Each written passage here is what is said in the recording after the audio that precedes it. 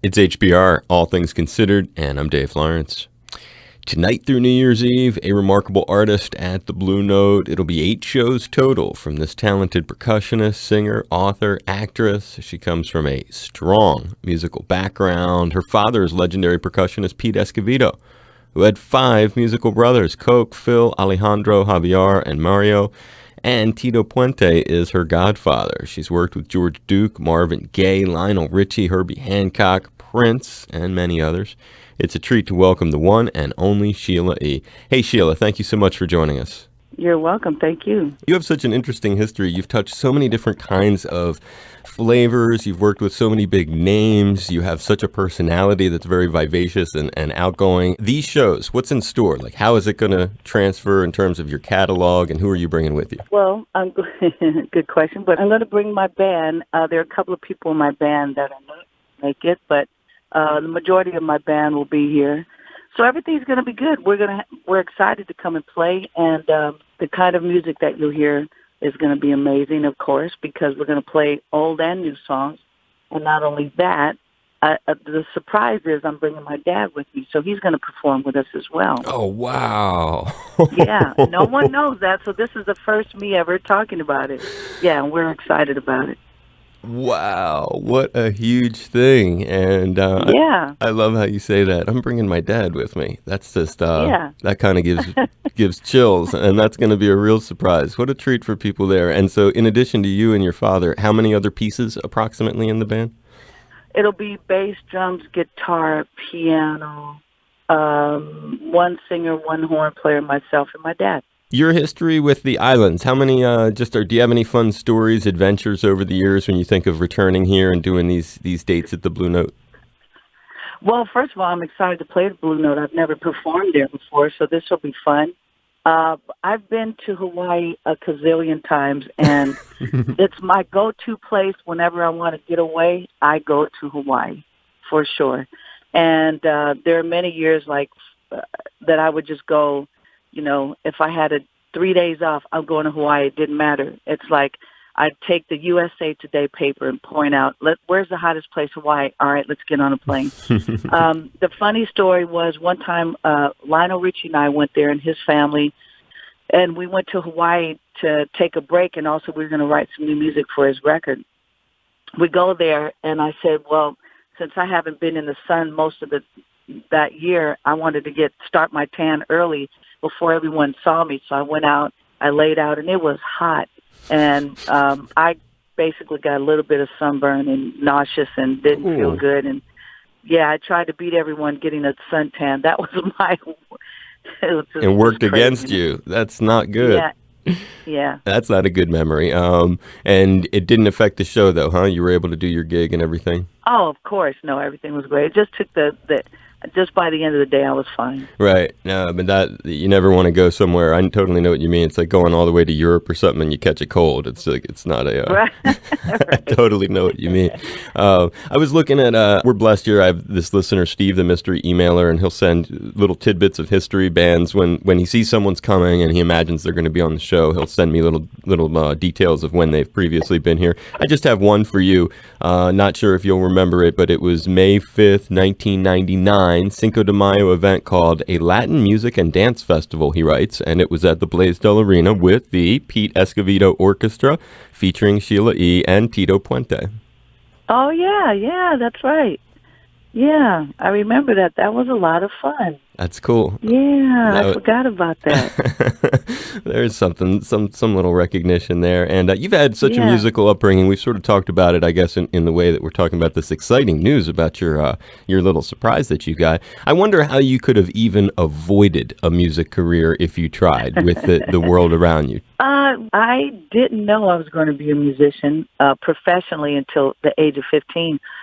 Initially, my goal was, the first goal was to be the first girl astronaut on the moon. The second was to win a gold medal in the Olympics, and that's all I cared about. I didn't care about music. I loved music, but I was really an athlete. My mom is an athlete, so it's like I took after her, and I, kind of like tomboyish. I wanted to play basketball, football, but I ran track. I was a track star basically in elementary, junior high, and a little bit of high school. But I wanted to. So I was training to be in the Olympics. I was breaking records in junior high school that hadn't been broken in 20 years, and it's like I want to go to the Olympics, and that was my goal.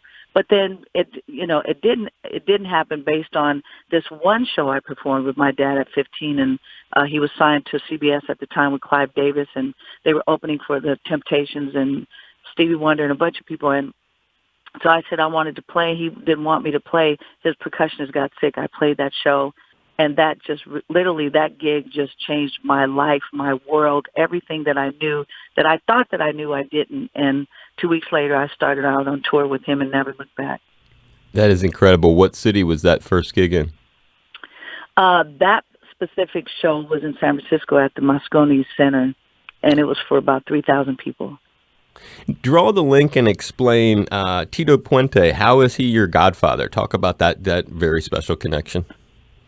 Yeah, him and my dad, I think, met when they were in their teens, so they'd known each other for a very long time, and my dad looked up to him and as a timbale player and an artist and a songwriter, and so they were friends for a long time, and the times that, which I didn't know, but the times where I just wanted to play and sit in with other bands and just, it's like, oh, I just want to play.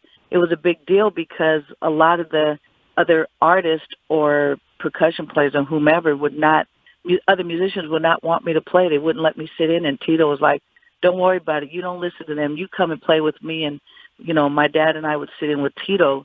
Everyone's like, well, why is this girl coming to sit in? And they're the West Coast artists and musicians, so they play differently than the New York, the East Coast. And so we got a lot of flack for, being the style that we played, which is Latin jazz, a little more loose in our playing. But Tito just said, you guys are family. Don't listen to them. You come with me. And he just took us under his wing. Such an inspiring story and really a nice tribute to him, actually. So Lionel Richie, Herbie Hancock, Diana Ross, George Duke, just some of the names associated with you. Give us a little idea of when you had the opportunity to work with these monsters. George was early 70s, and Lionel didn't start till 83, and Marvin Gaye and Herbie Hancock was before Lionel, so it was like 81 somewhere. Well, I think Herbie was right after George, and then it was Lionel. And so George, you got into George's band. Had George already played with Zappa when you joined his band? Yeah, I think so. Yeah. Did you ever get to meet Frank during that time? Yes, I did. Yeah. Any cool stories? No, other than he was amazingly crazy and funny, and out of this world, and I loved him. He was amazing. I mean, yeah, it's just, I was new to the game, and I, playing, that was the great thing about playing with George was he didn't just play, funk music. It was funk, R&B, gospel, fusion, jazz, Brazilian music. It was a little bit of everything, different time signatures because of him and Billy Cobham playing together. So I learned a lot, and the different types of music, and some music I'd never heard of before or heard about. So he really opened my eyes and my ears to different music, and Frank was a part of that.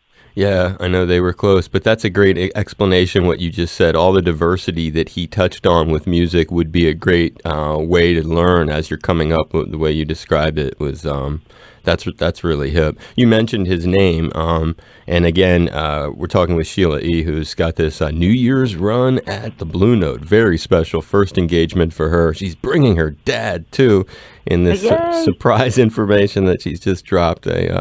Real good information. So you mentioned Marvin Gaye, and this is one of those the names that you've gotten to work with. That's one. When did you first meet him and then get the chance to actually start to work with him?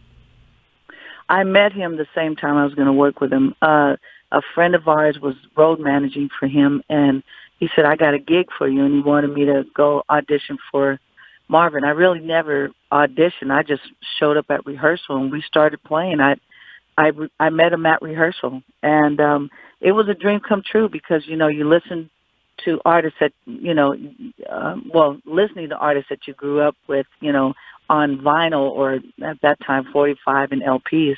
and all of a sudden you're like in the same room with them. You're freaking out, going, "What the heck just happened?" I was overwhelmed by just being in his presence. He was an amazing man, gentle man. But that's so cool because you worked with him, which is just incredible. It's such a feather in your cap. So thinking of those kind of interactions and all these great lessons you were saying you learned, especially like with George, for example. But thinking about Marvin, what's either a touching story or a story about one of the great lessons you learned along the way during that chapter of your great career?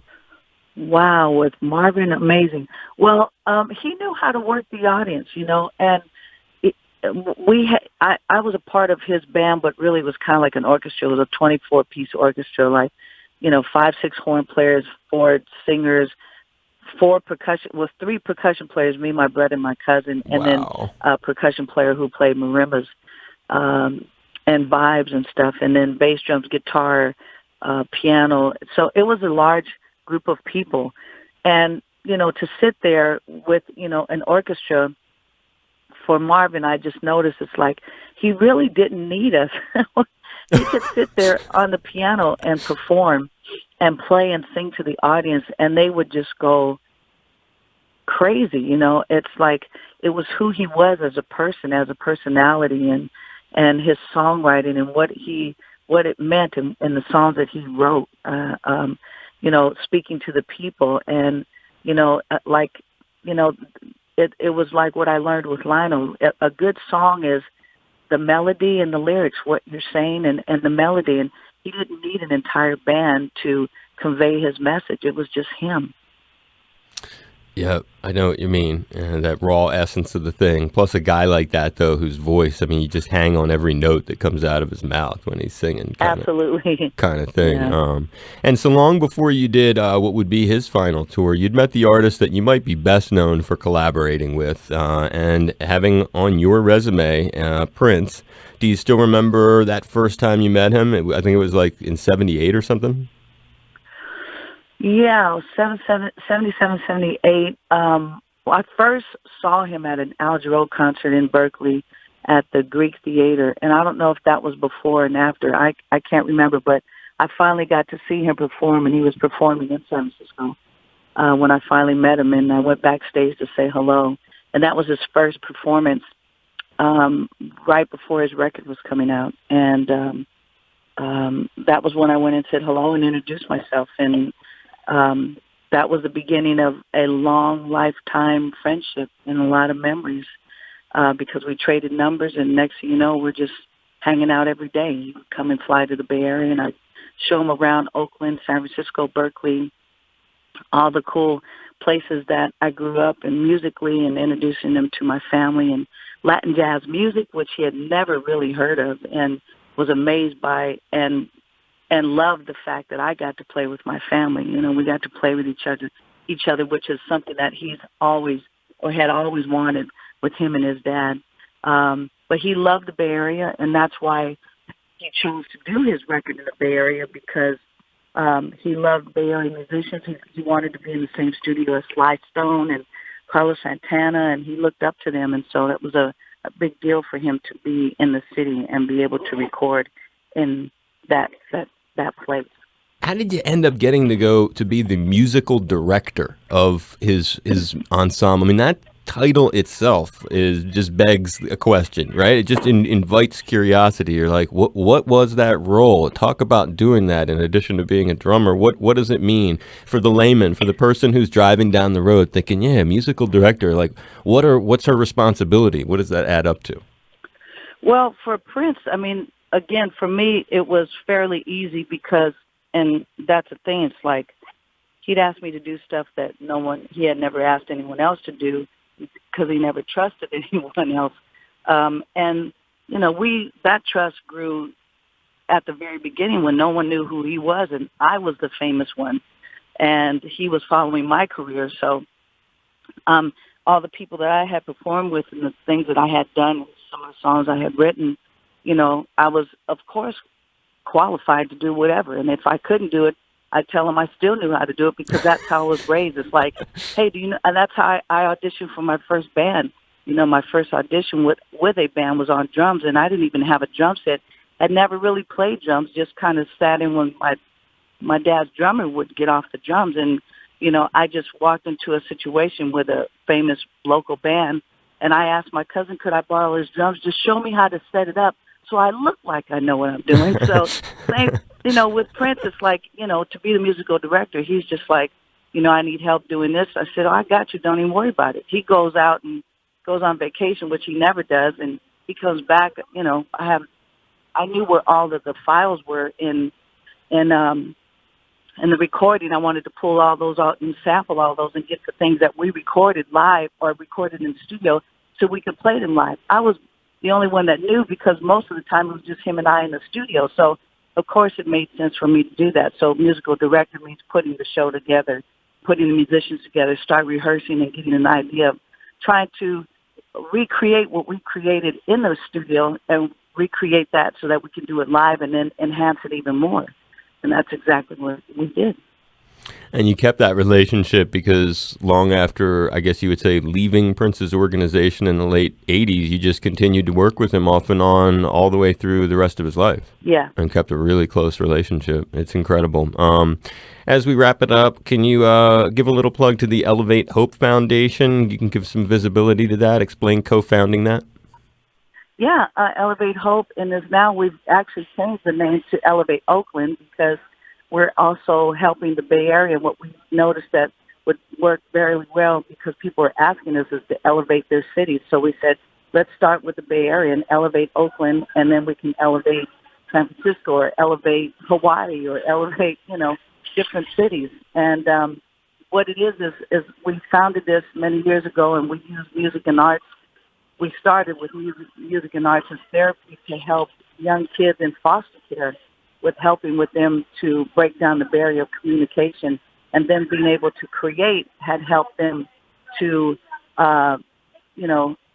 deal with situations with life and being abused and things like that. So we started there, and then we saw the need for music as far as education, music and arts in the schools because they were taking it out of the schools. Right. So now we're bringing those programs back into the schools, and that's what we're doing, and it's been very successful. Proud of you. It's a great thing to do and an important thing as well.